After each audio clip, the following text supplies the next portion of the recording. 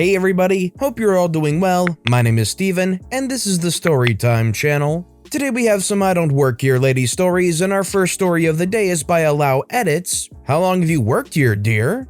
The year was 2011, and I was working at a Chick-fil-A in my hometown. One day, I wanted to look for a particular game at GameStop before my evening shift, so I put on that maroon polo and slacks combo and left my house early.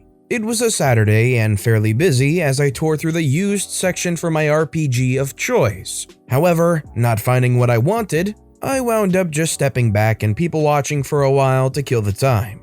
Enter old lady, maybe around 60 years old. She walked straight to the Wii section with a piece of paper in her hand, but in less than a minute seemed to grow concerned as she looked at her paper, then the shelves, and back to the paper. A quick glance around revealed that both workers in view were busy, so I stepped forward to offer my help. Stepping just inside the edge of her vision, "Hello, can I help you, ma'am?" The old lady flinches for a moment before recovering and says, "Oh, yes, I can't seem to figure out which ones I should get." It turned out that she was confused by the different Just Dance games that were available, and I was happy to inform her that the only true difference was the selection of songs available. She picked the newest game, because why not, and asked if I had any suggestions for games to give a then 8-year-old, for which I'm fairly certain I pointed to the Mario Galaxy games.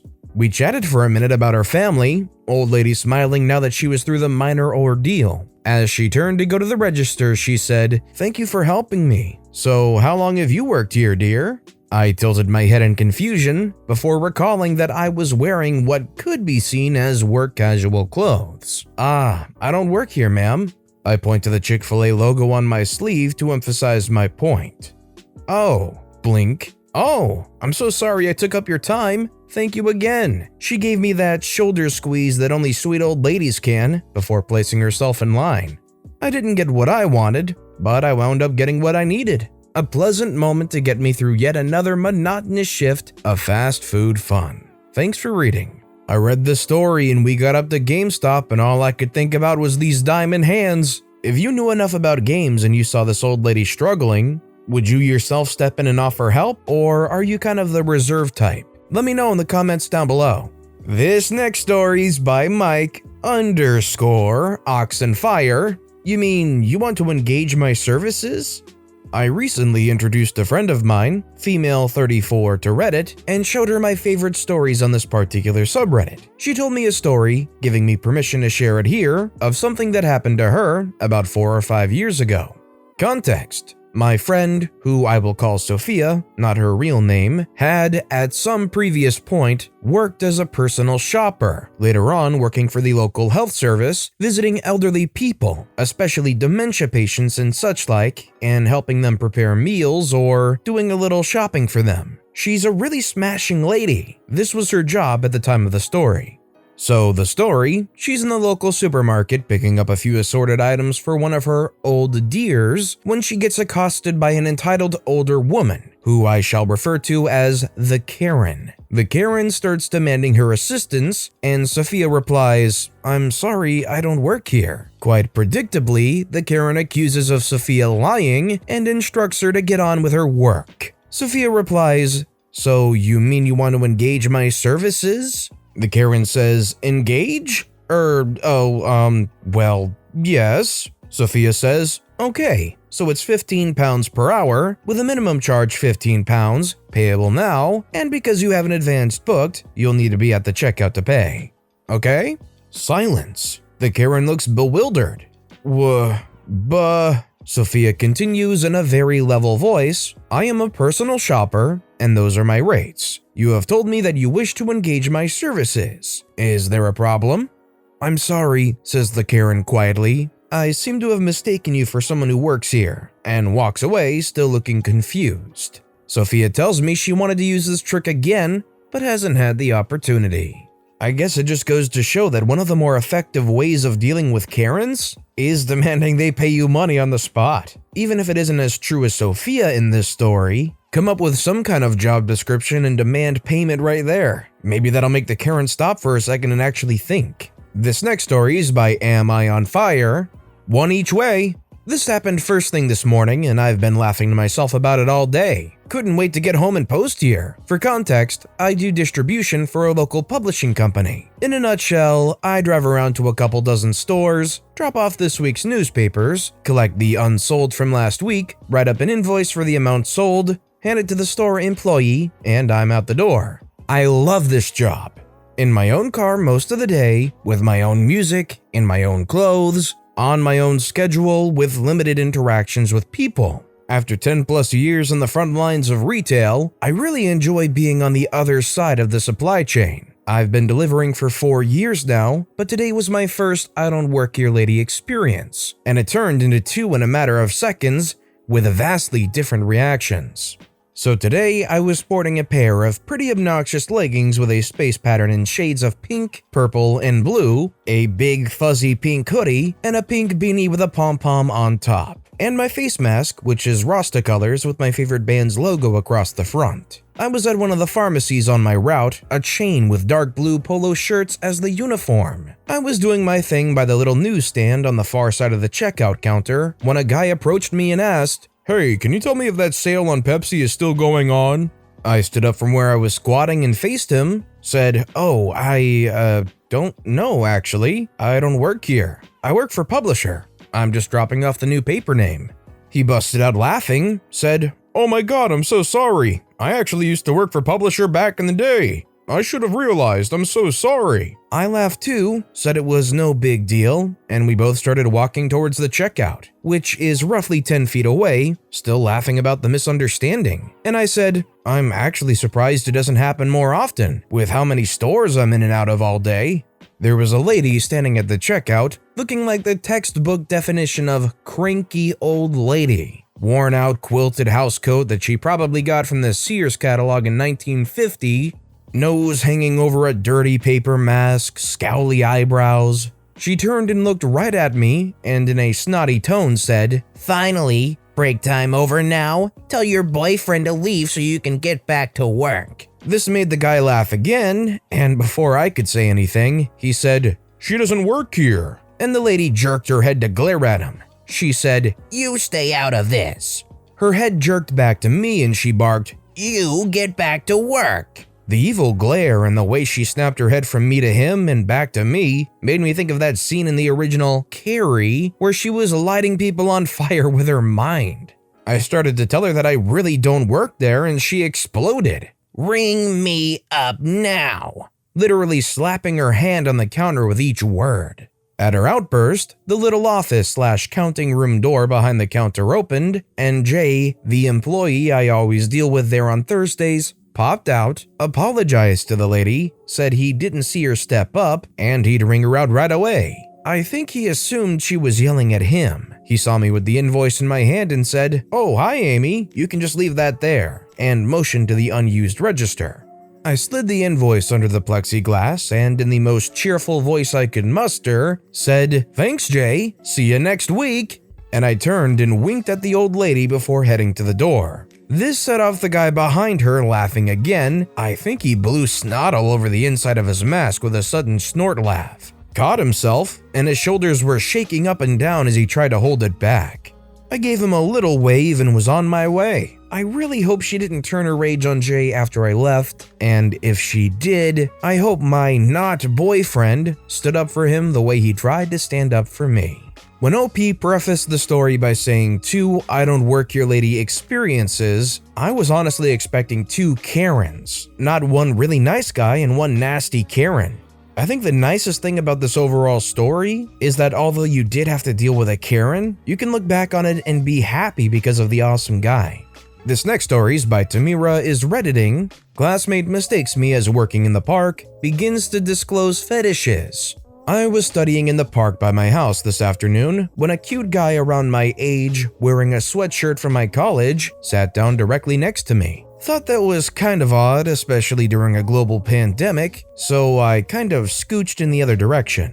But then he started talking and he was like, "So, hi, I'm Jose," all stuttery and not making eye contact and everything. I thought it was so sweet that he was this nervous to talk to me, so I took the bait and said, "Oh, well, hi, I'm Tamira." And he says, "Oh, that's a really pretty name. I never would have guessed that would be your name." There was a long, awkward pause as I tried to think what I could say in response to that, and he goes, "So, how about a walk around the park?" I thought, that's really gutsy to ask, but you know what? I kind of like that. So I said sure, and packed up my books and off we went. I figured it was the middle of the day, surrounded by other people, so worst case scenario, I could always ditch him if things felt shady. So we were walking and he was making more nervous small talk. I was telling him some stuff about my interests and background, asking him about his. He was like, "Wow, I didn't expect you to actually tell me so much about yourself." Wasn't sure how to feel about that, but alright. He's like, should I tell you a little bit more about me then? Because it is almost 3 p.m. I figured maybe he had to go somewhere by 3 o'clock and I'd missed him mentioning it. So I was like, sure, tell me everything I should know about you. Figuring the whole experience to this point was like a fairy book or sitcom, so I should just keep rolling with it. But then he says, maybe we should have this conversation at your place. I thought asking me, a total stranger, to stop what I was doing and take a walk with him was gutsy. I thought what he'd just said was sleazy at best. I kind of nervously chuckled as I looked for non-confrontational outs to the situation and said, "Haha, we're definitely not going to my place." He says, "Oh, okay, sure, fine. I didn't mean where you live necessarily, I just meant the place. Wherever it is we're going. I'm sure you've got something all worked out. Anyways, I can start telling you, about myself now, sure." He was kind of looking around to see if other people were listening and he goes, "See, I'm really more of a butt kind of guy. I have a major spanking fetish. So if you've got any short skirts or, what? What? Forget the non-confrontational exit. I instinctively went, "Stop.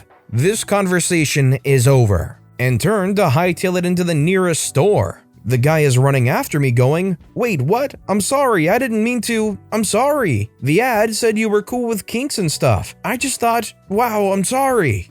Alright, that slowed me down. I'm thinking, did he just say ad? He stopped near me now, catching his breath, going, "Again, I'm so sorry, and look, this may be not the best time to ask this, but am I still gonna be charged? Like, for the full time, even if you're leaving?" So it took a second to figure out, but to make a long story short, this poor guy was experiencing a touch of pandemic loneliness, so he went and hired a call girl off some personals section online. She'd told him she'd be there in the park wearing an identical graphic tee to mine, and we apparently have very similar features because she'd described the same height, build, hair, and eye color to mine. Once we got everything worked out, he was especially apologetic and begged me not to speak of the encounter ever again in case we know anyone in common. I'm going to do my best to keep that promise. So instead, I'm posting about it under the cloak of internet anonymity because, oh my god, I just had to tell someone. I definitely didn't work there, man. Yikes. I feel like, as embarrassing as it may be to confirm that up front with the person, you might want to make sure that they're actually the right person when you engage them.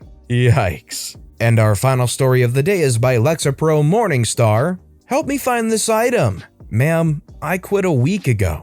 This story takes place at the Mart of Walls Blue and Yellow Sun store. I had just quit my job there a week prior because I had been offered another job elsewhere. I had been planning on handing in my 2-week notice when I quit, but someone was being so unbelievably rude that I quit on the spot. But that's a different story. Either way, the point is I was no longer an employee. I had to get some groceries, and because their prices were pretty good for what I needed, I went in. I'm pretty sure we all know what their employees wear, either a blue or yellow vest. I was wearing a black hoodie and a Guns N' Roses shirt, as well as shredded black jeans and Doc Martens. I looked nothing like an employee. I had my very expensive headphones on and went straight to the aisle with the candy. I had to bend down to tie my boots and grab something from the bottom shelf when someone starts talking behind me. I just kind of keep looking at the shelf when I feel someone grab my hoodie. Unsurprisingly, I stand up and there is a Karen standing behind me. I've been trying to get your attention for 10 minutes now. Note, I hadn't been there 5 minutes. I need you to help me grab something from the shelf over there, Karen said loudly, gesturing to the baby section. I am now grumpy. I don't like to be touched because I am very autistic and I have PTSD due to a very bad relationship. Worse than that though, she's keeping me for my candy. I look her straight in the eyes. I stare deep into her soul. She becomes visibly uncomfortable. I should mention that I was raised in a military family and I have zero fear of people like her. I haven't worked here for a week. It's obvious by the clothes I'm wearing that I don't work here. I would strongly recommend that you leave me alone because the next time you touch me, you'll regret it. She very briskly walks to get management. I find what I was looking for and head for the registers. Karen is up talking to the shift manager, who was a friend of mine. She points to me and is obviously lying about what happened. The shift manager is trying so hard not to laugh at this point. Karen turns around in a huff and leaves. As I was walking out, I stopped by the returns desk to say hi. He gave me the biggest smile and just said, "Live the dream, dude." Not the most dramatic, but yeah. It always helps when the people the Karens turn to, the managers, are in your corner from the get-go. Bias or not, we all know who was in the wrong here. But with that being said, that's all the time we have for today. So if you have a favorite story of the day, let me know which story and why in the comments down below. But besides that, if you enjoyed the video, please consider giving it a like, and if you haven't, subscribe and turn notifications on so you'll never miss an upcoming video. No matter what you do, whether it's just viewing the video, liking, subscribing, turning notifications on, I appreciate the heck out of it. Every little thing that you do helps the channel grow that much more, and I can't thank you enough for it. So until next time, I hope you all have a wonderful day, and I'll be right here next time on the Storytime channel.